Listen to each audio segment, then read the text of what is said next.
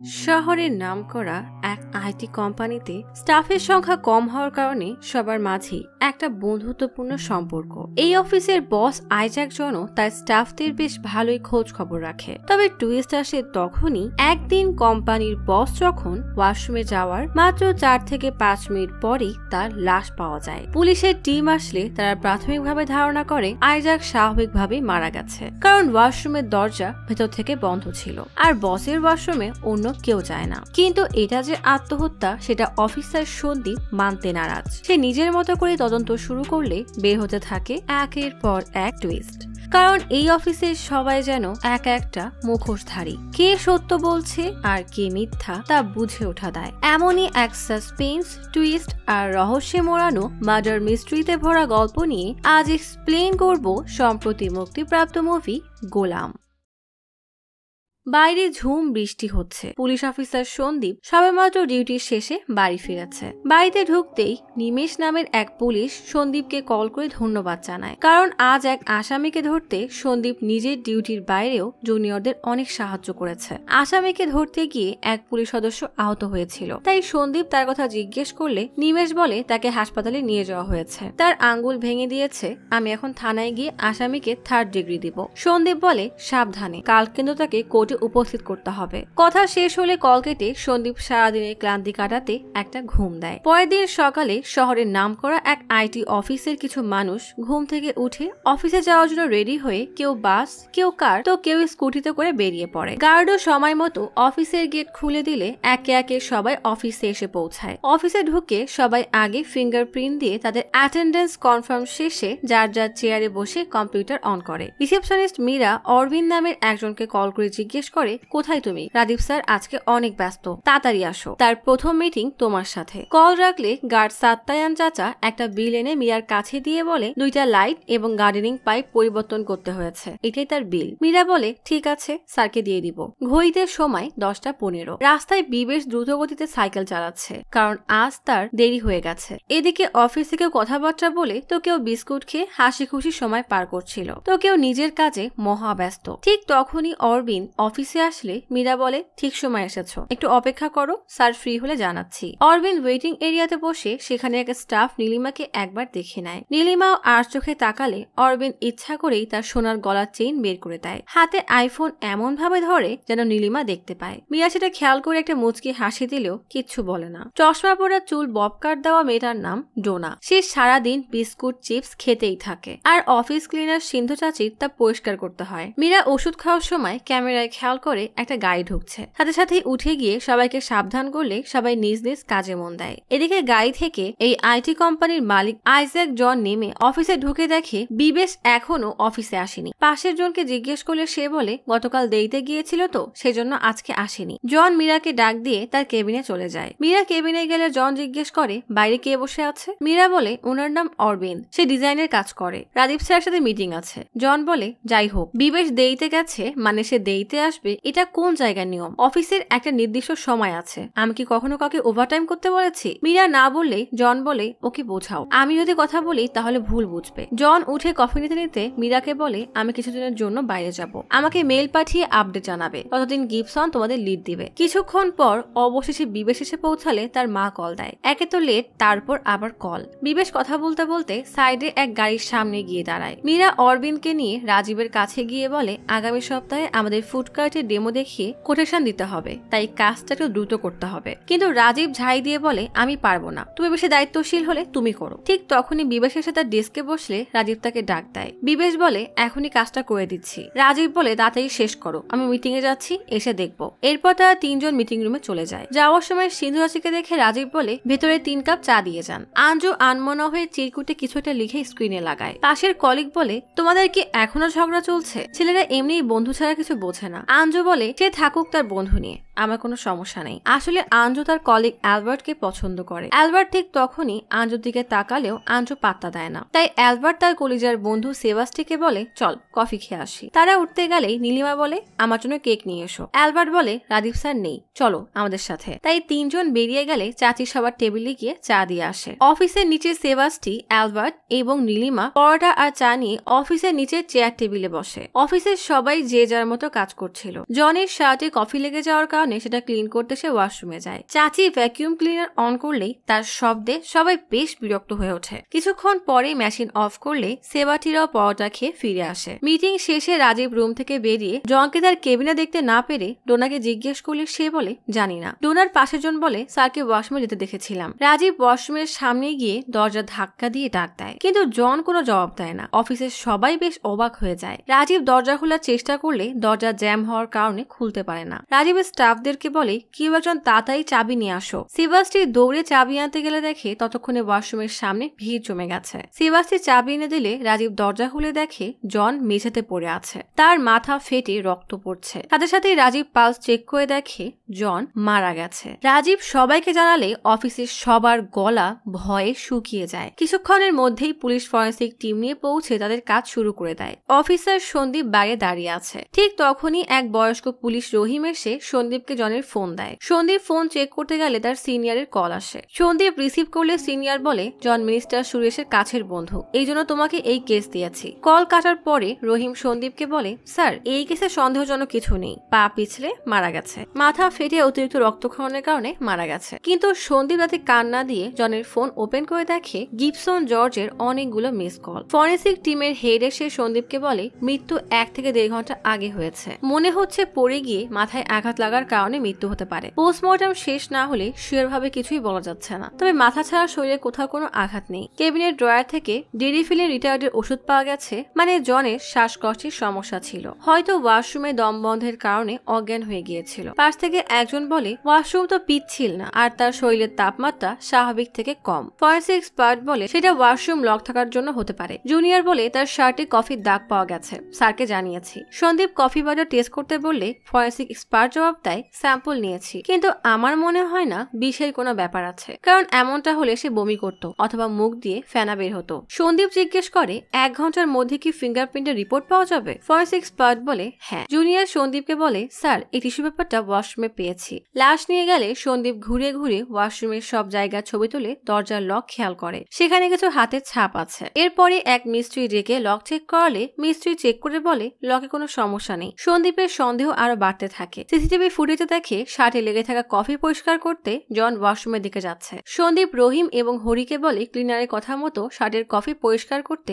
জন ওয়াশরুমে যায়। এইটুক কাজের জন্য সে দরজা তো লক করবে না, তাও ওয়াশরুমটা শুধু সে একাই ব্যবহার করত। দরজা যদি লকও করে তাহলে শ্বাসকষ্ট হওয়ার পরে সে দরজা খুলে বাইরে কেন আসলো না? রহিম বলে সে হয়তো চেষ্টা করেছে। লকের উপরে আমি নখের ছাপ পেয়েছি। হরি জিজ্ঞেস করে আপনি কি বলতে চাচ্ছেন, বাইরে থেকে কেউ লক করে দিয়েছিল? সন্দীপ বলে শিওর বলতে পারছি না, কিন্তু চাবি তো স্টাফদের কাছেই থাকে। ফুটেজে দেখা যাচ্ছে সেবাস্টি দৌড়ে চাবি এনে দিয়েছিল। রহিম বলে জন প্রথমে ওয়াশরুমে যায়, অভ্যাসবশত সে দরজা লক করে। শার্ট পরিষ্কারের সময় হাত থেকে কিছু পানি নিচে পড়ে তাতেই পা পিছলে পড়ে যায়, তখন হয়তো দরজা খোলার চেষ্টা করলে সে ব্যর্থ হয়। সন্দীপ বলে এটার প্রশ্নই আসে না, সে পড়ে যাওয়ার পরে আর নড়াচড়া করেনি। তার লাশের চারপাশে কোনো রক্তের দাগ নেই, ওয়াশরুমের মেঝেও শুকনো। আচ্ছা জনের পরিবারে কে কে আছে? রহিম বলে তার কোনো আত্মীয়স্বজন নেই, 2টা বিয়ে, কিন্তু এখন ডিভোর্স হয়ে গেছে, বাচ্চাও নেই। এক ভাই আছে ইভেন জন, সে অনেক বছর আগে ইউএসএ চলে গেছে। জনের কেবিন, গাড়ি, অফিসের সব ফাইল সার্চ করে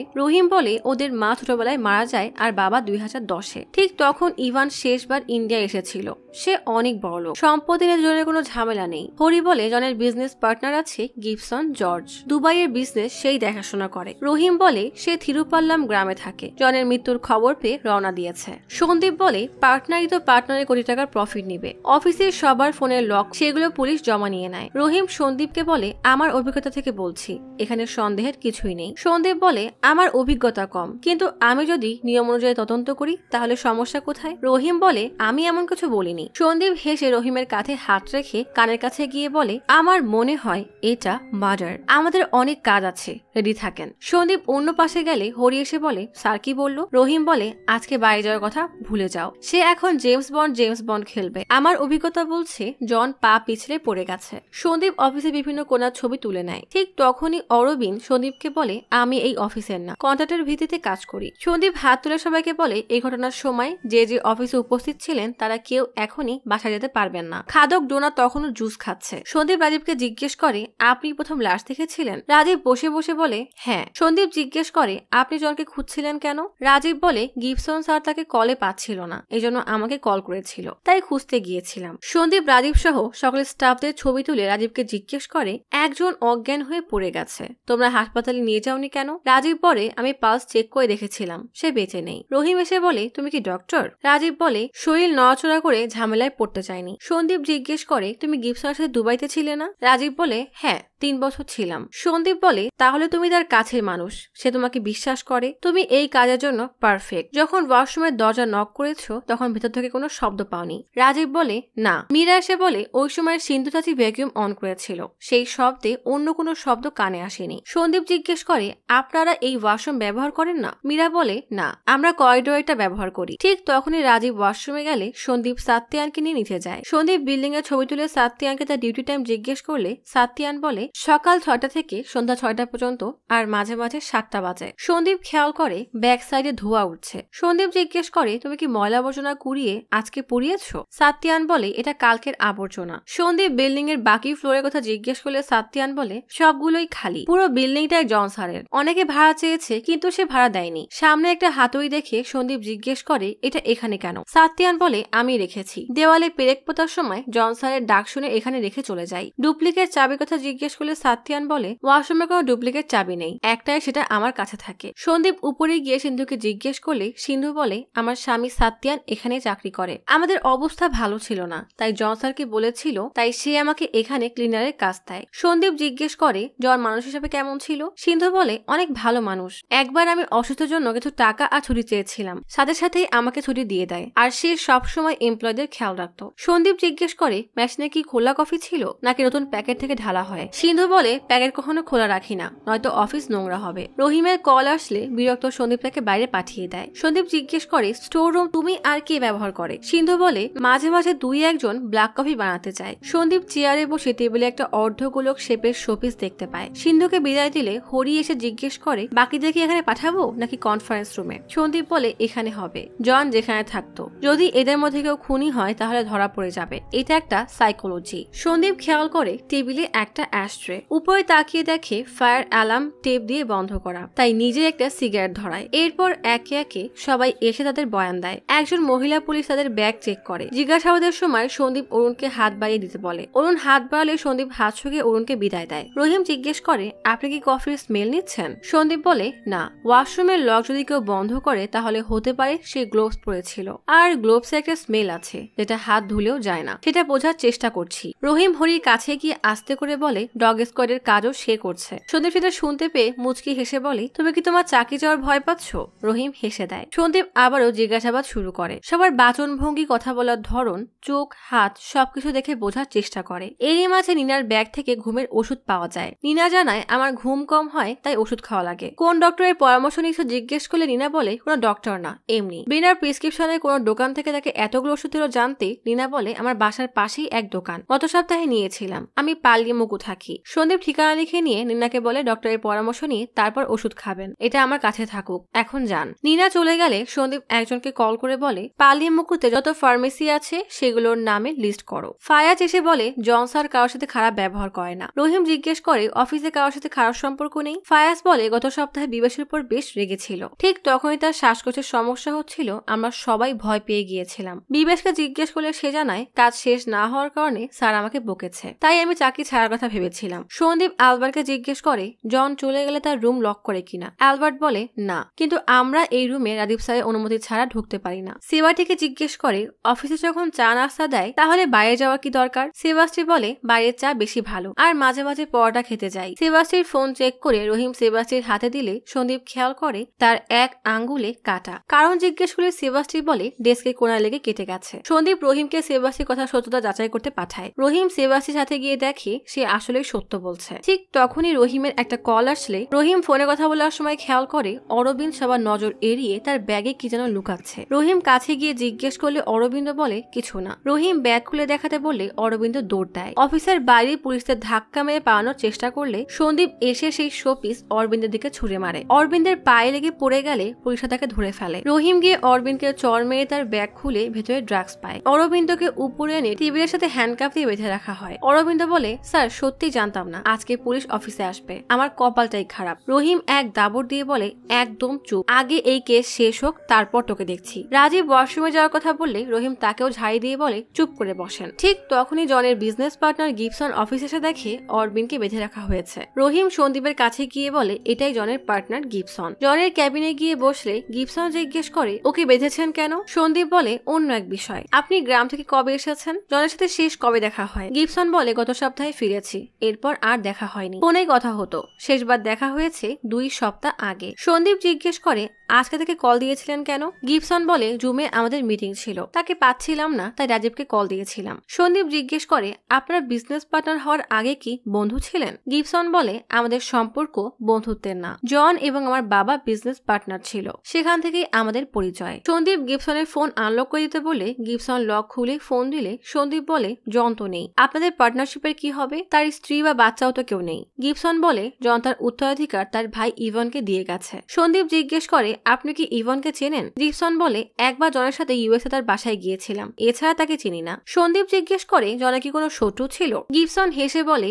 বিজনেসের সব প্রতিদ্বন্দ্বী শত্রু। ফোনে কিছু না পেয়ে সন্দীপ গিবসনকে বলে আপনি এখন যেতে পারেন, তবে 2 সপ্তাহের জন্য এখানে থাকতে হবে। গিবসন বের হয়ে গেলে রহিম বলে সে অনেক ভালো মানুষ, দেখেই বোঝা যাচ্ছে। গিবসন বাইরের সবার সাথে গিয়ে দাঁড়ালে কেবিন থেকে সন্দীপ গিবসনের দিকেই তাকিয়ে থাকে, কারণ তার প্রধান সন্দেহ গিবসনের উপরে। গিবসন চলে গেলে সন্দীপও নিচে গিয়ে দাঁড়ায়। সিগারেট ধরিয়ে কালো রঙের এক গাড়ির কাছে আসলে খেয়াল করে তার জুতার ফিতা খোলা। গাড়িতে পা রেখে বাঁধতেই যাবে, হঠাৎ দেখে গাড়িতে গোল গোল চক্র আঁকানো। সন্দীপের মনে পড়ে সে যখন ডক্টর রাচেল এবং ডক্টর কুরিয়াকোসের বাসায় গিয়েছিল তখন তার ছোট নাতনি সন্দীপের গাড়িতে ঠিক এমনই চক্র রেখেছিল। ঠিক তখনই সন্দীপকে একজন কল করে বলে সেই ফার্মেসি পেয়ে গেছি, ওখান থেকে কুরিয়াকোস নামের এক ডক্টরের প্রেসক্রিপশন অনুযায়ী ওষুধ দেওয়া হয়। কল কেটে সন্দীপ উপরে গিয়ে জিজ্ঞেস করে কালো রঙের গাড়িটা কার? অরুণ বলে ওটা আমার গাড়ি। সন্দীপ জিজ্ঞেস করে আপনার গাড়িতে স্ক্র্যাচ দেখলাম, ওটা কিসের? অরুণ বলে হয়তো আমার ছেলে করেছে। কিন্তু সন্দীপের মনে খটকা লাগে। লেডি পুলিশ নিমিকে ডেকে তার কানে কানে কিছু একটা বলে কনফারেন্স রুমে চলে যায়। নিমি অরুণকে জিজ্ঞেস করে আপনার ফোন কোনটা? অরুণ বলে নীল রঙের। নিমি ফোনটা নিয়ে সন্দীপকে দিয়ে আসে। সন্দীপ বলে কাউকে এই রুমে ঢুকতে দিবে না। নিমি চলে গেলে সন্দীপ ফোনে গুগল ম্যাপ চেক করে। কিছুক্ষণ পর নিমি এসে কিছু একটা বললে সন্দীপ অফিস থেকে বেরিয়ে গাড়ি নিয়ে সেই কুরিয়াকোস ডক্টরের বাসায় যায়। বাসার কাজের লোকটা সন্দীপকে বলে অনেকদিন পরে এলে, তোমার বাবার মৃত্যুতে যেতে পারিনি, স্যার এবং তোমার বাবা অনেক ভালো বন্ধু ছিল। সন্দীপ ঢুকতেই যাবে, ঠিক তখনই রহিম কল করে বলে স্যার এখানে মহিলারা আছে, তাদেরকে আটকে রাখা কি ঠিক হবে? সন্দীপ বলে আমি তাড়াতাড়ি চলে আসবো, আর অফিসে বাইরের কাউকে ঢুকতে দিবে না। কল কেটে রহিম সাহেব স্টাফদের বলে স্যার বাইরে গেছে, সে ফিরলে তারপর বাসায় যাবেন। সন্দীপ বাসায় ঢুকে ডক্টরের নাতনির ছবি আর দেওয়ালে সেই চক্র দেখে। ঠিক তখনই ডক্টর এসে বলে কি ব্যাপার আজ ইউনিফর্মে? আমি পুরাতন বই গোছাতে ব্যস্ত ছিলাম। সন্দীপ বলে রাচেল ম্যাডাম নেই? ডক্টর বলে না, বেঙ্গালুরু গেছে, আমাদের নাতনি আন্না করতে আসতে দিচ্ছে না। তা তুমি জরুরি ভাবে দেখা করতে চাচ্ছিলে কেন? সন্দীপ বলে আপনি কি ভিটেক কোম্পানির এমপ্লয়ীদেরকে চেনেন? নাম শোনা মাত্রই ডক্টরের হাত থেকে বই পড়ে যায়। ডক্টর বাহানা দিয়ে বলে আলমারি পুরনো হয়ে গেছে, হাত পিছলে পড়ে গেছে। কিন্তু সন্দীপ ব্যাপারটা আন্দাজ করে আবারও জিজ্ঞেস করে উত্তর দিলেন না যে? ডক্টর বলে না, এমন কোনো কোম্পানির নাম জানি না, কিন্তু আমাকে জিজ্ঞেস করছো কেন? সন্দীপ বলে ওই কোম্পানির এক মেয়ে আপনার প্রেসক্রিপশনের ওষুধ খায়। ডক্টর বলে হতে পারে, অনেক রোগী আসে, তারা কোথায় কাজ করে তা তো জিজ্ঞেস করিনি। সন্দীপ বলে তা ঠিক আছে, কিন্তু 15 জন এমপ্লয়ি 13 জনই আপনার এখানে প্রায় আসে, ব্যাপারটা একটু সন্দেহজনক না? আপনি শুধু সর্দি কাশির ডক্টর হতেন, আমি স্বাভাবিকভাবে নিতাম। ডক্টর বলে তুমি কি বলছো? আমি বুঝতে পারছি না। আসলে সন্দীপ এখানে আসার আগে যখন নিমি রুমে গিয়েছিল তখন নিমি আরেকটা ফোন এনে বলে ওটা নিনার ফোন আর এটা অরুণের। সন্দীপ সেটাও চেক করে দেখে লোকেশন একই জায়গায় দেখাচ্ছে। এরপর নিমিকে সবগুলো ফোন নিয়ে আসতে বলে। সন্দীপ সবগুলোতেই মানে 13টা ফোনেই একই ডক্টরের লোকেশন পায়। সন্দীপ বলে প্রথমে ভেবেছিলাম দুজনে হয়তো মিথ্যা বলছে, ডক্টরের নাম বলতে চায় না, কিন্তু সন্দেহ লাগলে সব ফোন চেক করি। আমরা ভুলে গেলেও আমাদের ফোন সবকিছু ট্র্যাক করে রাখে, কখন কোথায় কত তারিখে গিয়েছিলাম। এখন বলেন এখানে কি সন্দেহজনক কিছু আছে? ডক্টর বলে সন্দেহর কি থাকবে, আমি রোগের ব্যক্তিগত ব্যাপারে মাথা ঘামাই না। সন্দীপ বলে আজকে সকালে জন মারা গেছে। ডক্টর অবাক হয়ে বলে আইজাক জন? সন্দীপ মুচকি হাসি দিয়ে বলে আপনি একটু আগেই বললেন ভিটেক কোম্পানি আপনি চেনেন না, তাদের এমপ্লয়ীদেরকে জানেন না, তাহলে তাদের এমডি আইজাক জনকে চিনলেন কিভাবে? এতক্ষণ আমার সবকিছু সন্দেহ লাগছিল, কিন্তু এখন আমি এই বিষয়ে একদম শিওর। আপনি আমাকে সাহায্য নাই করতে পারেন, আমি এতদূর যেভাবে এসেছি বাকিটাও কিভাবে করতে হবে আমি জানি। আমি এখন আসি। ডক্টর বলে একটু দাঁড়াও, আমার কিছু বলার আছে। ডক্টর বলে আমি তোমাকে সব বলবো, কিন্তু তোমাকে ধৈর্য নিয়ে শুনতে হবে। আমি ভিটেক কোম্পানির এমপ্লয়ীদের এবং জনকেও চিনি, হয়তো আমি তাদেরকে তোমার থেকে থেকে বেশিই চিনি। ওখানের এক এমপ্লয়ি মীরা প্রেগনেন্ট হলে রাচেলকে দেখাতো। অনেক অপেক্ষা এবং ধৈর্যের পরে সে কনসিভ করে। স্বামী স্ত্রী দুজনেই অনেক খুশি ছিল, কিন্তু একদিন মীরার অনেক পেইন ওঠায় হাসপাতালে আনলে রাচেল স্ক্যান করে। স্ক্যানিং এর রিপোর্ট অনেকটা আশ্চর্যের ছিল। মীরার বাচ্চা একদিন আগেই মারা গিয়েছিল। সে কারণে মীরা ডিপ্রেশনে ভোগে। রাচেল মীরাকে নিয়ে অনেক চিন্তা করছিল, তাই সে আমাকে মীরার ব্যাপারে সব বলে। মীরা আইটি ফার্মে জব করে। আমি বলেছিলাম শুধু আইটি ফার্মে না, সব সেক্টরেই ফ্রেন্ডসরা মিলে ড্রাগস নেয়, কিন্তু রাচেল এটা বিশ্বাস করতো না। তার কাছে মীরা অনেক ভালো মেয়ে ছিল। অনেক প্রতীক্ষার পরে সে কনসিভ করে। এতটা কেয়ারলেস সে কখনোই হবে না। তাই রাচেল আমাকে মীরার ট্রিটমেন্ট করতে বলে। আমি মীরার ব্লাড স্যাম্পল নিয়ে আমার এক বন্ধুর সাহায্যে ল্যাব টেস্ট করাই। টেস্ট শেষে মীরার বডিতে ফরেন কন্টেন্ট পাই। সন্দীপ জিজ্ঞেস করে ফরেন কন্টেন্ট কি? ডক্টর জানায় ফরেন কন্টেন্ট মানে যে জিনিসটা আমাদের শরীরের না, বাইরে থেকে প্রবেশ করানো হয়, তাকে ফরেন কন্টেন্ট বলে। ডক্টর মীরার স্বাভাবিক ট্রিটমেন্ট শুরু করলে সেও আলাদাভাবে মীরার ব্লাড রিসার্চ শুরু করে। এই সময় আরো দুজন অল্প বয়স্ক মানুষ আমার কাছে আসে। একজনের মাইগ্রেনের সমস্যা তো আরেকজনের ইনসোমনিয়া। আমি জানতে পারি তারাও ভিটেক কোম্পানিতে কাজ করে। আমার মনে সন্দেহ জাগে, তাই তাদের ব্লাড টেস্ট করাই। অবাক করার বিষয় হলো তাদের রক্তেও একই ফরেন কন্টেন্ট পাওয়া যায়, যেটা মীরার রক্তে ছিল। তাদের মধ্যে একটাই কমন ব্যাপার ছিল, তারা একই অফিসে কাজ করে। তাদেরকে মীরার কথা জিজ্ঞেস করলে সেবাস্টি জানায়, কিন্তু মীরা তো অফিসে বলেছিল তার ইনফেকশন হয়েছে। ডক্টর বলে না, একটা সাবস্টেন্স মীরার ডিএনএ মিউটেশনকে ট্রিগার করেছিল। এইসব মিউটোজেন বাইরে থেকে ব্লাডে এন্ট্রি নেয় যখন কেউ ড্রাগস নেয়। সেবাস্টি অবাক হয়ে বলে ড্রাগস? অ্যালবার্ট বলে স্যার, মীরা তো ড্রাগস নেয় না, এমনকি সে ড্রিঙ্কসও করে না। ডক্টর বলে তাহলে এটা মীরার ব্লাডে গেল কিভাবে? সেবাস্টি আর অ্যালবার্ট চিন্তায় পড়ে যায়। ডক্টর বলে দেখো, তোমাদের তিনজনের মধ্যে শুধু একটা বিষয় কমন, তা হলো তোমরা একই অফিসে কাজ করো। তোমরা তিনজনই একই সময় অসুস্থ হচ্ছ। নিশ্চয়ই অফিসে কোনো সমস্যা আছে। সেবাস্টি জানায় না, এমন তো কখনো দেখিনি। এমন হলে তো সবারও কোনো না কোনো সিমটম দেখা দিত। ডক্টর বলে ভালো করে চিন্তা করো, অফিসে কেউ কি শারীরিকভাবে অন্য কোনো সমস্যায় ভুগছে? সেবাস্টির মনে পড়ে অরুণের চুল পড়ে যাচ্ছে। অ্যালবার্টের মনে পড়ে ফায়াজ ঠিক মতো চোখে দেখতে পায় না। দুজনে একসাথে বলে ওঠে ফায়াজ আর অরুণ। তাদের সমস্যা শোনার পরে ডক্টর বলে তোমরা কি ওদেরকে আমার কাছে আনতে পারবে? এরপরই তারা তাদের কলিগদের নিয়ে আসে। ডক্টর বলে আমি ওদের চেহারা কখনোই ভুলবো না। ওরা 13 জন এসেছিল। কারোর নখে গুটি গুটি, কারোর চুল পড়ে টাক হয়ে যাচ্ছে, কারোর কানের সমস্যা, তো কারোর মেমোরি লস। ডক্টর অবাক হয়ে জিজ্ঞেস করে তোমাদের অফিসে সেন্ট্রাল এসি চলে? সবাই বলে হ্যাঁ। সেবাস্টি জিজ্ঞেস করে কিন্তু কেন? ফায়াজ জিজ্ঞেস করে ওখান থেকে কোনো ইনফেকশন হচ্ছে? ডক্টর বলে আমি এখনই বলতে পারবো না, আমার কিছু সময় দরকার। তোমাদের সবার ব্লাড টেস্ট করতে হবে। একজন বলে যদি অফিসে কোনো সমস্যা হয় তাহলে আমরা জন স্যারকে জানাতে পারি। আরেকজন বলে সা তো দুবাই গেছে, সামনের সপ্তাহে আসবে। ডক্টর জিজ্ঞেস করে এই জনটাকে? আঞ্জু বলে আমাদের কোম্পানির এমডি। ডক্টর বলে তোমরা ভিটেক কোম্পানিতে কাজ করো, তোমাদের বসের ফুল নেম কি? পেছন থেকে নিনা বলে আইজ্যাক জন। ডক্টর চিন্তা করে বলে আমি এই নাম আগে কোথায় যেন শুনেছি। ডক্টর সন্দীপকে বলে আমি ওদের সবার স্যাম্পল কালেক্ট করে টেস্টে পাঠাই। রিপোর্ট দেখে আমি অবাক হয়ে যাই। সবার ব্লাডে একই মিউটোজেন্ট। মিউটোজেন্ট হলো একটা কেমিক্যাল কম্পাউন্ড যেটা ডিএনএ কে পরিবর্তন করতে পারে। আমি শিওর হয়ে যাই তাদের অজান্তে তাদের শরীরে এসব কেমিক্যাল যাচ্ছে, আর সেটা তাদের অফিস থেকেই। সেবাস্টি এবং অ্যালবার্ট তাদের অফিস থেকে দেওয়া চা,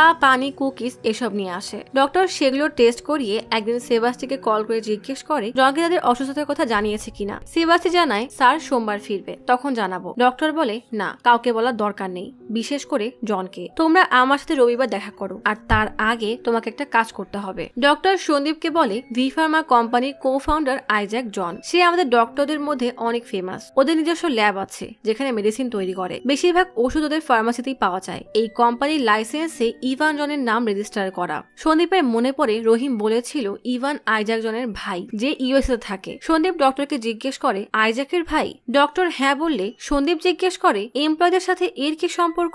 ডক্টর বলে রিসার্চার হিসেবে মেডিকেল ফিল্ডের অনেক কিছুই আমি জানি। এই কারণে আমার মনে কিছুটা সন্দেহ জাগে। তাই কনফার্ম হওয়ার জন্য আমি সাবাস্টিদের কিছু কাজ করতে বলেছিলাম। সাবাস্টিরা জনের ল্যাপটপ ঘেটে কিছু ফাইল পায়, সেগুলো পেন ড্রাইভে করে আমার কাছে নিয়ে আসে। ডক্টর সেবাস্টিকে জিজ্ঞেস করে এখানে কি মেডিসিন রিলেটেড কোনো ফাইল আছে? অ্যালবার্ট বলে একটা হিডেন ফাইল আছে যেটা আমাদের অফিস রিলেটেড না, তাই আমি বেশি ঘাটিনি। ডক্টর তো ল্যাপটপে পেন ড্রাইভ ওপেন করে। ঠিক তখনই ফায়াজ সাবাস্টির কানে কানে বলে মেশিনের কথা বলো। সাবাস্টি ডক্টরকে বলে হিডেন ফাইলে আমাদের পাঞ্চিং মেশিনের ব্লু প্রিন্ট আছে। ডক্টর অবাক হয়ে জিজ্ঞেস করে ব্লু প্রিন্ট কোন ফোল্ডারে? ফায়াজ বলে 3 নম্বর ফোল্ডারে। ডক্টর ফায়াজের দিকে তাকিয়ে কিছু একটা পরিবর্তন দেখে জিজ্ঞেস করে, তুমি কি চশমা চেঞ্জ করেছো? ফায়াজ বলে, আমার চোখে আগে থেকেই সমস্যা ছিল আর এখন আরো ঘোলা হয়ে গেছে, চশমা ছাড়া কিছুই দেখতে পারি না। ডক্টর ব্লু প্রিন্টের একটা ছবি তুলে নেয়। এরপর ফোন কানে ধরলে সাবাসে জিজ্ঞেস করে, কোনো সমস্যা? ডক্টর সাবাসটিকে থামিয়ে আজবল নামের কাউকে কল করে বলে,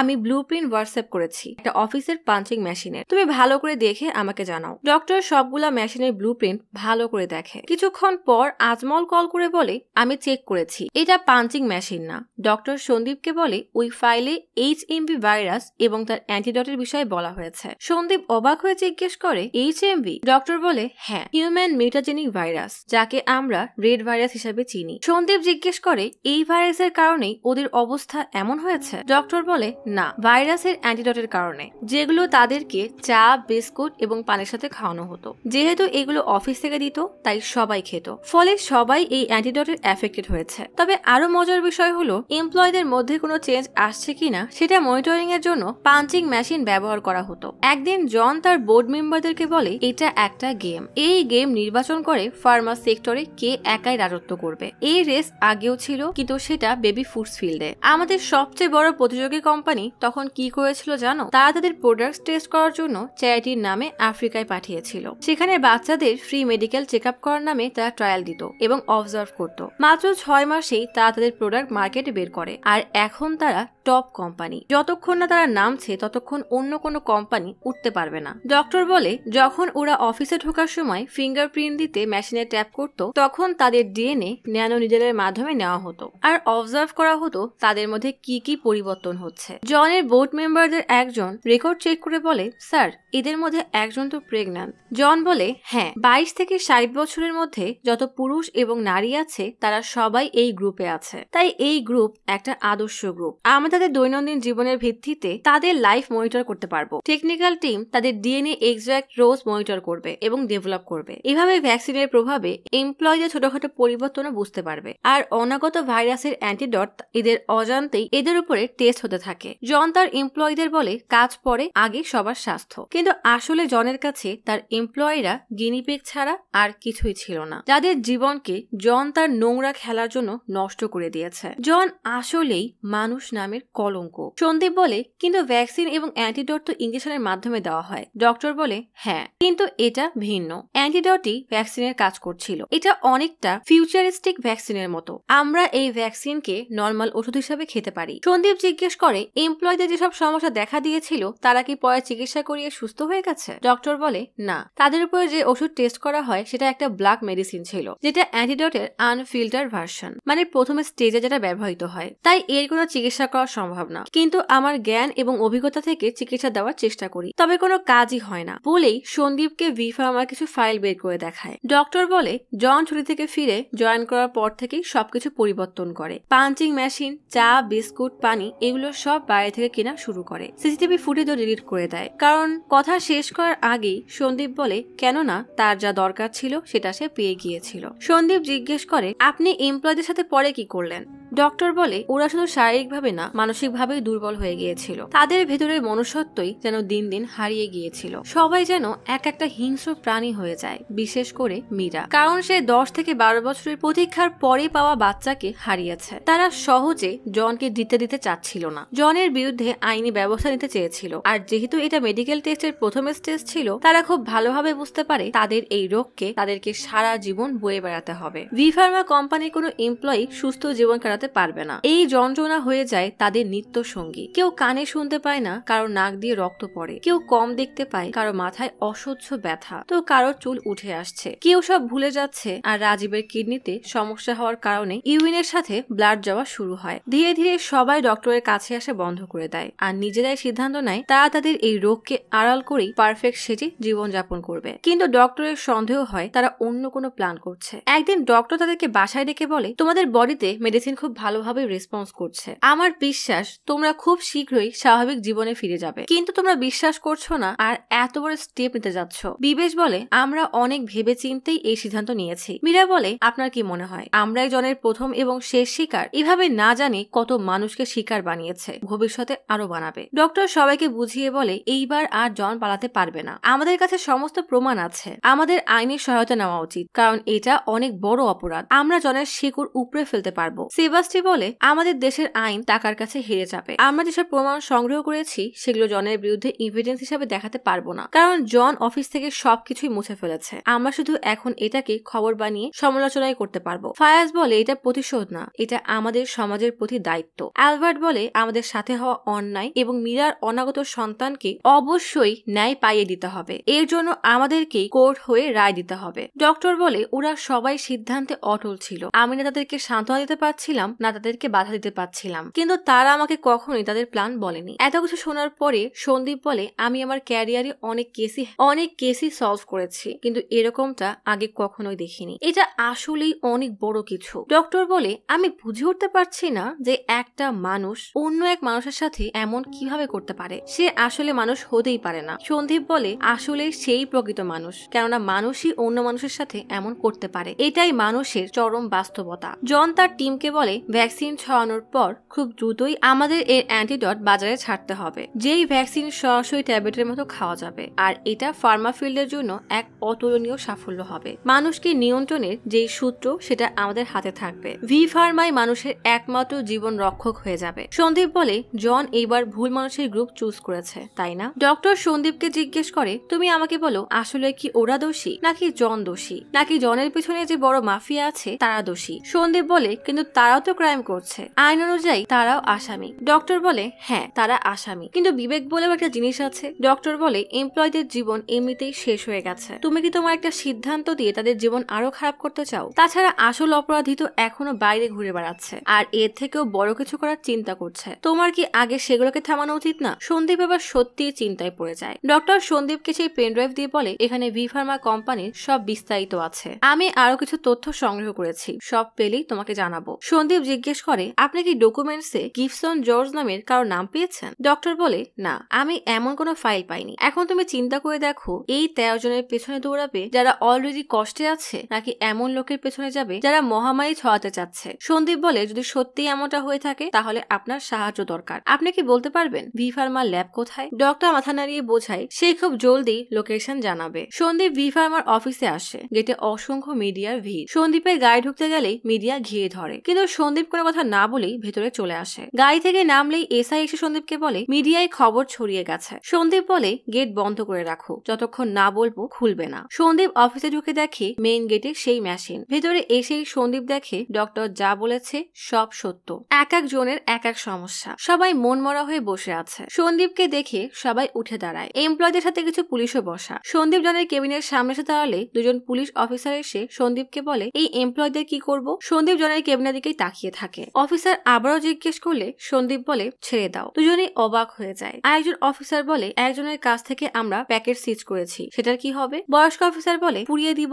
বলে দুজনে এমপ্লয়ীদের কাছে যায়। সন্দীপ জনের ক্যাবিনের দিকেই সন্দেহ নজরে তাকিয়েই থাকে। এমপ্লয়ীদের অফিস থেকে বের করে দেওয়া হয়। সবাই যে যার মতো চলে যায়, কিন্তু মীরা কিছু একটা চিন্তা করে দাঁড়িয়ে থাকে। সন্দীপ বাসায় এসে ডক্টরের থেকে আনা ফাইল পড়ে চিন্তা করতে থাকে, এটা সত্য যে আইনের চোখে এরা সবাই অপরাধী, কিন্তু মানবতার দিক থেকে বিবেচনা করলে তারা নির্দোষ। সন্দীপের মাথায় এখন দুটো প্রশ্ন ঘুরপাক খাচ্ছে। এই 16 জনের মধ্যে কে এই কাজ করলো এবং কিভাবে, তাও এতগুলো ক্যামেরার আড়ালে? এটা আসলেই একটা রহস্য। পোস্টমর্টম ডক্টর সন্দীপকে কল করে বলে, আমরা যেমন সন্দেহ করেছিলাম এমন কিছুই না। লাশে কোনো হাতাহাতির চিহ্ন নেই, ফুড পয়জনিংও নেই। সন্দীপ জিজ্ঞেস করে, মাথায় আঘাতের জন্য মৃত্যু হয়েছে? ডক্টর বলে, না, আঘাতটা এত মারাত্মক ছিল না, রক্ত খাওয়ানো তেমন একটা হয়নি, জনের শ্বাসকষ্টের সমস্যা ছিল, আপাতত এটাই জানতে পেরেছি, বাকি বিস্তারিত আরো কিছু পরীক্ষা করে বলতে পারবো। কল কাটার পরে সন্দীপ খেয়াল করে নিচে একটা মরা তেলাপোকাকে অনেকগুলো পিঁপড়া মিলে তুলে নিয়ে যাচ্ছে। সন্দীপ কি যেন ভাবতে থাকে। সাথে সাথে সন্দীপ ল্যাপটপ খুলে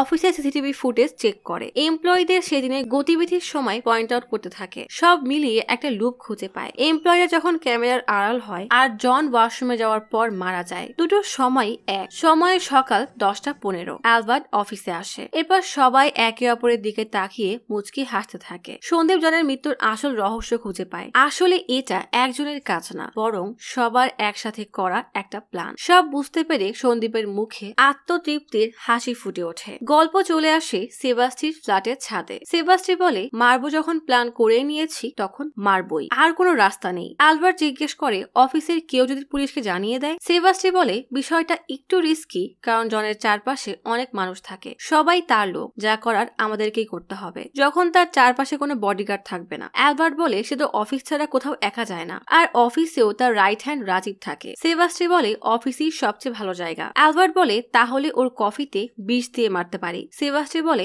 না, বুদ্ধিটা ভালো না, ধরা পড়ে যাব, মৃত্যুটাকে অ্যাক্সিডেন্ট হিসাবে দেখাতে হবে। অ্যালবার্ট বলে, এটা কিভাবে সম্ভব? অফিসে তো সিসিটিভি আছে। সেবাস্টি বলে, সিসিটিভি কিছু একটা করতে হবে। কিছুক্ষণ চিন্তা করার পরে সেবাস্টি বলে, আগে জনের উপর নজর রাখতে হবে। পরের দিন থেকেই সেবাস্টি এবং অ্যালবার্ট জনের সবকিছুর উপর নজর রাখে। জন কখন কি ওষুধ খায়, কখন অফিস থেকে বের হয়, কখন কফি খায়, ছোটখাটো সবকিছুর উপরে নজর রাখে। সব খোঁজাখুঁজির পরে অফিসের ক্যাফেতে বসে অ্যালবার্ট জনের ওষুধ কিনে এনে সেবাস্টিকে দেখিয়ে বলে, ডেরোফিরিন ব্রিটার ট্যাবলেট, এটা অ্যাজমার মানে শ্বাসকষ্টের ওষুধ। সেবাস্টি ওষুধটা হাতে নিয়ে বলে, এই জন্যই ওষুধটা খায়। অ্যালবার্ট বলে, হ্যাঁ, যখনই শ্বাসকষ্ট হবে ওষুধটা তার দরকার পড়বে। সেবাস্টি অ্যালবার্টকে ধীরে কথা বলতে বলে, না হলে কেউ শুনে ফেলবে। অ্যালবার্ট বলে, সরি, আসলে আমার কানের সমস্যা তো। সেবাস্টি সিসি ক্যামেরার কথা জিজ্ঞেস করলে অ্যালবার্ট বলে, ও রুমের ভেতরে কোনো ক্যামেরা নেই, রুমের বাইরে আছে, আর সে যে ওয়াশরুম ব্যবহার করে সেটা করিডোরের সাথে অ্যাটাচ করা। তারপর প্যান্ট্রি এরিয়া, যেখানে জন কখনোই যায় না। কথা বলতে বলতে অ্যালবার্ট খেয়াল করে সেবাস্টির পেছনে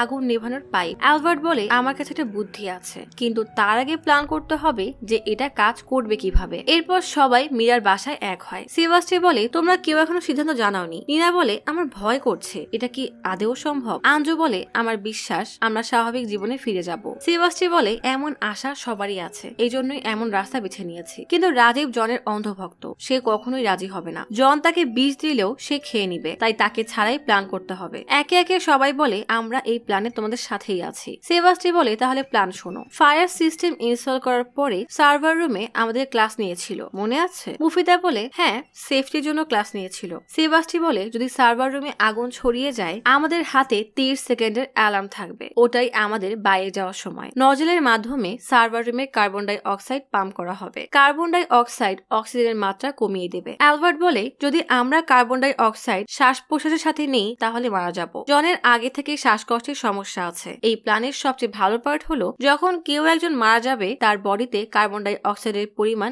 আপনা আপনি বেড়ে যায়, তাই পোস্টমর্টমে কার্বন ডাই অক্সাইডের পরিমাণ স্বাভাবিক দেখাবে। স্মৃতি বলে, আমাদের কি আর একবার ভাবা উচিত না? মীরা বলে, ভাবাভাবির কিছু নেই, এমনিতেও জন 7 তারিখের পর আর এখানে থাকবে না, কানাডা চলে যাবে। বিবেশ বলে, আমাদের উপর তার সব ধরনের এক্সপেরিমেন্ট করা শেষ, এখন সে প্রফিট বানাতে যাবে। মেয়ের সিন্ধু বলে, জন কোথাও যেতে পারবে না, আমাকে বলো কি করতে হবে, কোন বিষ খাওয়াবো, বলেই কাশতে থাকে। সাত্তিয়ান বলে, আমরা ওর লাশ দেখতে চাই, যেন শান্তিতে বাকি জীবনটা কাটাতে পারি। অ্যালবার্ট বলে, আমাদের সবার ছোট ছোট কাজ, কিন্তু যদি কোথাও মিস হয় তাহলে সমস্যায় পড়ে যাব। মুফিদা জিজ্ঞেস করে, প্ল্যানটা কি? অ্যালবার্ট সেবাস্টির কাছে মার্কার ছুঁড়ে মারে। সেবাস্টি বোর্ডে মার্ক করে প্ল্যান বোঝায়। সেবাস্টি বলে, সাত্তিয়ান চাচা নতুন পাইপ কিনবে, এটা বলে যে পুরাতন পাইপ নষ্ট হয়ে গেছে, আর পুরাতন পাইপ সেফটি গ্যাসের গ্রিলের উপর রাখবে। তার মতো সাত্তিয়ান নতুন পাইপ কিনে একটা বিল বানায় আর উপরে এসে মীরাকে হিসাব দেয়। এরপর সেবাস্টি এবং অ্যালবার্ট অফিসে এসে কার্বন ডাই অক্সাইডের স্টোরেজের কাছে গাড়ি পার্ক করে। এরপর বিবের সাইকেল করে এসে ফোনে কথা বলার নাটক করে সেবাস্টির গাড়ির কাছে আসে, যেখানে কোনো ক্যামেরা নেই। এরপর জুতা খুলে গাড়ির উপরে উঠে একটা বেলুনের অর্ধেক কেটে ড্রামের মধ্যে ফেলে দেয়, আর বাকি অর্ধেক এক্সস্ট ফ্যানের লাইনের মাথায় বেঁধে দেয়। কাজ শেষে ফোনে কথা বলতে বলতে ক্যামেরার সামনে থেকে হেঁটে অফিসে ঢোকে।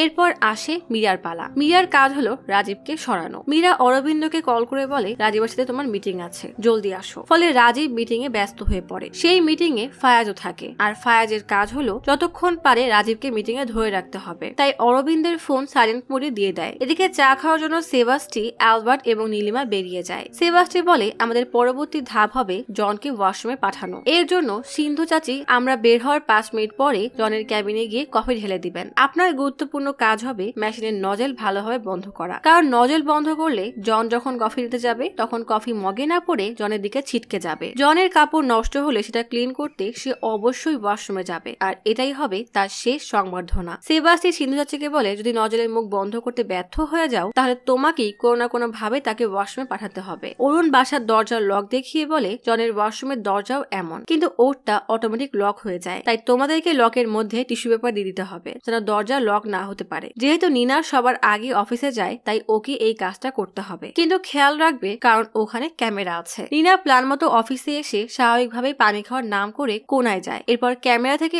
আড়াল হয়ে ওয়াশরুমে যায়। অরুণ বলেছিল কোনো কিছু হাত না দিয়ে ধরতে, তাই নিনা তার শার্টের কোনা দিয়ে লক ধরে খুলে ভেতর থেকে লক প্রেস করে, এরপর দরজায় টিস্যু পেপার দিয়ে সেখান থেকে আবার সরে আসে। তারপর স্বাভাবিকভাবেই পানির ক্যানের সামনে দিয়ে বের হয়। অরুণ বলে জন যখন দরজা খুলবে তখন টিস্যু পেপার পড়ে গিয়ে দরজা আপনা আপনি আটকে যাবে। মুফিদা জিজ্ঞেস করে যেহেতু এটা প্রেস লক তো জন তো ভিতর থেকে খুলতে পারবে। অরুণ বলে প্রশ্নই আসে না। এরপর ফায়াজকে একটা জিনিস আনতে বলে, ফায়াজ সেটা অরুণের হাতে দেয়। অরুণ বলে তোমাদের কাছে এটা ক্লিপ মনে হলেও এটা ক্লিপ না, এটা আসলে জনের ওয়াশরুমের লকের ডুপ্লিকেট চাবি, যেটা সাত্তিয়ান চাচার মাধ্যমে বানিয়েছি, কারণ তার কাছে জনের ওয়াশরুমের ডুপ্লিকেট চাবি থাকে। এটার মাথা লম্বা, যখনই তুমি এটা লকের ভিতরে দিয়ে দিবে সেটা আটকে যাবে এবং জন ভেতর থেকে লক খুলতে পারবে না, দরজা জ্যাম হয়ে যাবে। মুফিদা চাবিটা হাতে নিলেই সবাই হুমড়ি খেয়ে আশ্চর্য এই জিনিস দেখতে থাকে। অ্যালবার্ট বলে কার্বন ডাই অক্সাইডের সুইচ পার্কিং এরিয়ার কাছে, আর এটাই আমাদের মেইন অস্ত্র। সেবাস্টি বলে চা স্ন্যাক্স নিয়ে আমি এমন জায়গায় বসবো যেখানে ক্যামেরা দেখতে পাবে না, আর তখন নীলিমা এবং অ্যালবার্ট কথা বলতে থাকবে যেন আমি তাদের সামনেই বসে আছি। সেবাস্টি উঠে গিয়ে কার্বন ডাই অক্সাইডের নল খুলে পানির পাইপের মাথা সিলিন্ডারের সাথে জোড়া দেয় আর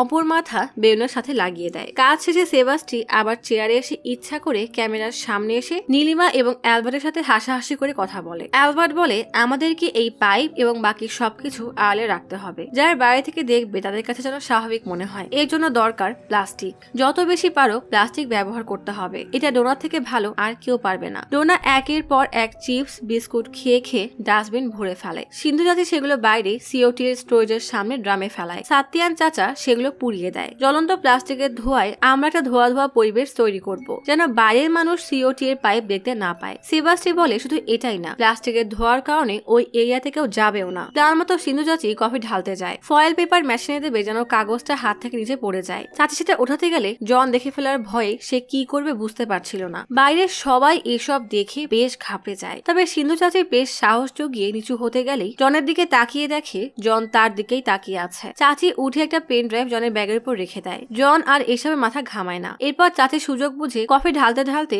নলের মুখে পেপার ঢুকিয়ে দেয়। কাজ শেষে কেবিন থেকে বের হয়ে চাচি ইশারা দেয় যে কাজ হয়ে গেছে। এরপর চাচি ভ্যাকুয়াম ক্লিনার এনে রেডি হয় যেন জনের চিৎকার কেউ শুনতে না পায়। মুফিদা এবং আঞ্জু উঠে পানি আনতে যায়। সবার নজর জনের উপরে যে সে কখন কফি আনতে যাবে। অবশেষে জন কফি নিতে উঠলেই প্ল্যান মোতাবেক কফি জনের শার্ট প্যান্টে ছিটকে যায়। জন কফি ক্লিন করার জন্য ওয়াশরুমে ঢুকলেই টিস্যু পরে দরজা অটো লক হয়ে যায়। মুফিদার সাথে সাথে গিয়েই সেই স্পেশাল চাবি হেজাব থেকে বের করে বাইরে থেকে লকের ভিতরে দিয়ে দেয়। আঞ্জু নিচে বোতল ফেলে দিলে চাচি ভ্যাকুয়াম অন করে। উপরে ভ্যাকুয়ামের শব্দ পেয়ে সেবাস্টি গিয়ে সিওটি এর মেশিন খুলে দেয় আর সব ধোয়া পাইপের মাধ্যমে ওয়াশরুমে গিয়ে পৌঁছায়। মুফিদা এবং আঞ্জু পানি নিয়ে যার যার জায়গায় চলে আসে। ধোয়া দেখে জন চিন্তায় পড়ে যায়। চাচিকে বলা হয় মেশিন অন্তত 5 মিনিট চালাতে। সাত্তিয়ান মেইন গেট লাগিয়ে দেয়। সেবাস্টি আবারও জায়গায় এসে বসে। ধোয়ায় জনের শ্বাসকষ্ট শুরু হয়। জন বের হতে চাইলেও বের হতে পারে না। সবাই স্বাভাবিকভাবেই কাজ করতে থাকে। সন্দীপের স্টাফদের জিজ্ঞেস করে যখন আপনারা ওয়াশরুমের বাইরে দাঁড়িয়েছিলেন আপনারা কি কোনো শব্দ পেয়েছিলেন? মীরা বলে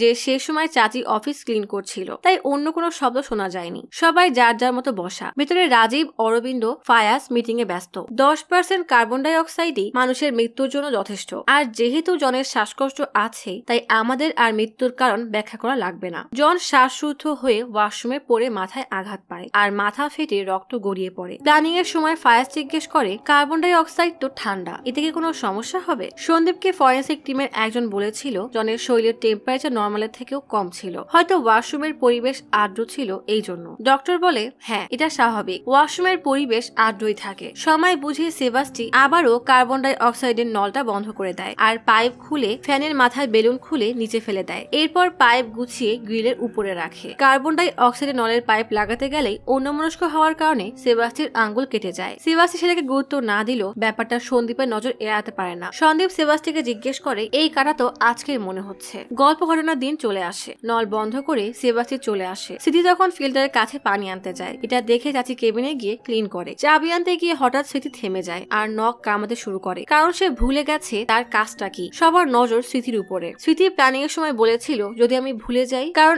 আমি এখন অনেক কিছু মনে রাখতে পারি না। অরুণ উঠতেই যাবে ঠিক তখনই ডোনা তার চুল থেকে ক্লিপ বের করে টেবিলে রাখে। স্মৃতির মনে পড়ে যায় তাকে কি করতে হবে। সাথে সাথেই গিয়ে দরজা থেকে চাবি বের করে মাথায় গোজে আর পানি খেতে খেতে ক্যামেরার সামনে আসে। সব কাজ হয়ে গেলে চাচি ভ্যাকিউম অফ করে দেয়। সেবাস্টি, অ্যালবার্ট, নীলিমা ফিরে আসে। এরপর ক্যামেরাতে দেখানোর জন্য সেবাস্টি টেবিলের কোনা ভেঙে ভাব দেখায় তার হাত সেখানে কেটে গেছে। কি বুদ্ধি দেখেছেন? হাত কিভাবে কেটেছে বলে সন্দীপ তার অফিসারকে দিয়ে চেক করাতে পাঠায়। সেবাস্টি তখন টেবিলের সেই জায়গা দেখায়। এদিকে ক্যামেরাতেও সন্দীপ সেবাস্টির ব্যথা পাওয়ার ফুটেজ দেখতে পায়। ঘটনার দিন গিবসন জনকে ফোনে না পেয়ে রাজীবকে কল দেয়। মিটিং শেষে রাজীব দেখে গিবসন কল করেছে। রাজীব কল রিসিভ করলেই গিবসন জনের কথা জিজ্ঞেস করে। রাজীব জনকে রুমে না পেয়ে স্মৃতির কাছে জিজ্ঞেস করে স্যার কোথায়। স্মৃতি বলে ওয়াশরুমে। এরপর ওয়াশরুমের দরজা খুলছে না দেখে সবাই দৌড়ে যায়। অনেক ধাক্কাধাক্কির পরে দরজা খুলে দেখে জন নিচে পড়ে আছে, মাথা ফেটে রক্ত পড়ছে। রাজীব চেক করে কান্না করে বলে স্যার মারা গেছে। অ্যালবার্ট সেবাস্টিকে সারিয়ে রেখে জিজ্ঞেস করে রক্ত তো অনেক পড়ে গেছে। সেবাস্টি বলে চিন্তা করিস না, কিছু হবে না, কিন্তু একটা সমস্যা হয়ে গেছে। দরজার মাঝে যে টিস্যু ছিল সেটা পাচ্ছি না, আর এই টিস্যু পুলিশ পেয়ে যায়। সন্দীপ সেটাই পর্যবেক্ষণ করছিল।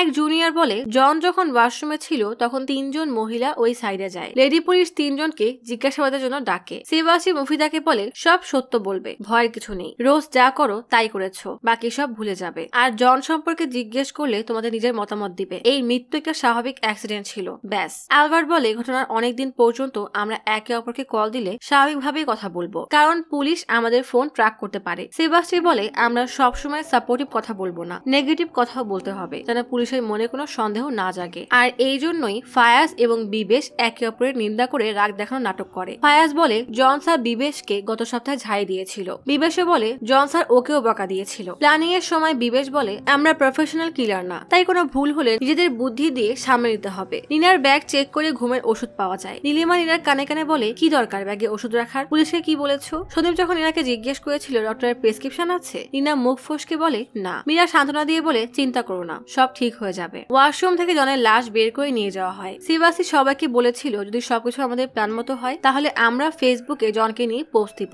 গভীর শোক প্রকাশ করব। সবকিছু বোঝার পরে সন্দীপ বলে ব্রিলিয়ান্ট, কিন্তু দুনিয়ার কোনো পারফেক্ট ক্রাইম নেই, কিন্তু তারা এসব করলো কিভাবে? আমার কি তাদেরকে জেলে পাঠানো উচিত? কিন্তু তারা অনেক কষ্টের মধ্যে আছে, এটা শুধু 3 দেওয়ালের জেল না, তারাই তাদের ভাগ্য নির্ধারণ করুক। এরপর সন্দীপ চার্জশিট বানায় যেখানে লেখা 3রা আগস্ট সকাল 10টার দিকে ভি ফার্মা কোম্পানির এমডি আইজাক জন ওয়াশরুমের শ্বাসকষ্টের কারণে মৃত্যুবরণ করে। এই কেসে কোনো সন্দেহজনক কিছুই পাওয়া যায়নি। সন্দীপের সিনিয়র এই রিপোর্ট পড়ার পরে সন্দীপকে বলে তুমি এতদিনে এই ফাইল বানালে? ট্রেনিং এ যা শিখেছো সবসময় তাই বিশ্বাস করতে হয় না, কমন সেন্স বলতেও কিছু আছে। তুমিই না সে যে পাইনাবু মার্ডার কেস 1 সপ্তাহে সলভ করেছিলে? নিজের নাম নষ্ট করো না। সন্দীপ ক্ষমা চেয়ে বলে আমার মনে কিছু সন্দেহ আছে। সিনিয়র বলে তোমার যা খুশি করো, এখন যেতে পারো। সন্দীপ বের হতে হতে শুনে সন্দীপের জুনিয়র বলে আমি তো আগেই বলেছিলাম এটা স্বাভাবিক মৃত্যু। সন্দীপ শুনে হাসতে হাসতে বের হয়ে যায়। বেশ কিছুদিন পরে ডক্টর সন্দীপকে কল করে বলে তোমাকে বাকি ইনফরমেশন মেইল করেছি। অনেকগুলো ক্লিনিক্যাল ট্রায়াল চলছিল, কিন্তু বাইরের দেশের টেস্টগুলোর ইনফরমেশন নেই। তোমার সন্দেহ ঠিক, গিবসন এই প্রজেক্টের পার্টনার ছিল। সে একজন বায়োকেমিক্যাল সায়েন্টিস্ট। সন্দীপ তাকেও জিজ্ঞাসাবাদ করেছিল। গিবসন বলেছিল আমরা ব্যবসায়ী, প্রত্যেক কম্পিটিটর আমাদের শত্রু, আর আমি যতটুকু জানতে পেরেছি এই গ্রুপ অনেক ভয়ঙ্কর, সাবধানে থাকবে। সন্দীপ জিজ্ঞেস করে ল্যাব কোথায়। ডক্টর লোকেশন দিতেই সন্দীপ বাইক নিয়ে কালাপুর ফরেস্টে বেরিয়ে পড়ে। ভি ফার্মার সাইনবোর্ড দেখে সন্দীপ দাঁড়িয়ে যায়। এরপর সেখানে ছবি তোলে। ল্যাবের বাইরে থেকে ছবি তোলা হয়। গঠন দেখে সন্দীপের মনে পড়ে এমন শিপের বাটি জনের কেবিনেও ছিল। এরপর ব্যাগ থেকে ড্রোন বের করে চারপাশে কি আছে সেটা দেখতে ড্রোন আকাশে ওড়ায়। গহীন অরণ্যের মাঝে একটা ল্যাব, কিন্তু ল্যাবের ধারে কাছে গেলেই সন্দীপ আর কিছু দেখতে পায় না। সিগন্যাল লস্ট হয়ে যায়। সন্দীপ খেয়াল করে পেছন থেকে ভি ফার্মার একটা ট্রাক আসছে। তাড়াতাড়ি করে বাইক নিয়ে সন্দীপ জঙ্গলের মধ্যে চলে আসে। এদিকে গিবসন জনের অফিসে আসে। সন্দীপ জ্যাকেট খুলে বন্দুক পেছনে গুজে রেডি হয়। দ্বিতীয় ট্রাক আসলে দৌড়ে গিয়ে ট্রাকের পেছনে উঠে পড়ে। গিবসন এখন এই অফিসে নতুন বস। অফিসে ঢুকলেই সবাই উঠে দাঁড়ায়। গিবসন গিয়ে জনের রুমে বসে সিগারেট ধরায়। সবাই রাগী দৃষ্টিতে গিবসনের দিকে তাকিয়ে থাকে। এবার কি তাহলে গিবসনের পালা? জনের মতোই তাকেও এবার মরতে হবে? এমন পাপীদের এত সহজ মৃত্যু দেওয়া আসলেই উচিত না। এদের তো তিলে তিলে মারা উচিত। এটাই তাদের পাপের উপযুক্ত শাস্তি।